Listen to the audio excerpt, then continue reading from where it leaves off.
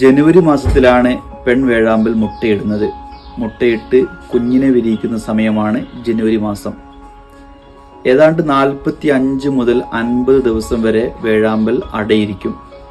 ഈ പെൺവേഴാമ്പൽ അടയിരിക്കുന്ന സമയത്ത് ആൺവേഴാമ്പൽ ആ പൊത്തിൻ്റെ മുൻഭാഗം കട്ടിയുള്ള ചെളിയും മണ്ണും ഉപയോഗിച്ച് അങ്ങനെ അടച്ചു വെക്കും.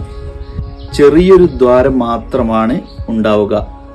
പെൺവേഴാമ്പൽ അടയിരിക്കുന്ന സമയത്ത് ആൺവേഴാമ്പൽ 50 ദിവസത്തോളം ഈ പെൺവേഴാമ്പലിന് കാവലിരിക്കും. പകൽ സമയങ്ങളിൽ ആൺവേഴാമ്പൽ എല്ലാ സ്ഥലങ്ങളിലും പോയി ഭക്ഷണം ശേഖരിച്ചു വന്ന് ഈ പെൺവേഴാമ്പലിന് കൊടുക്കും.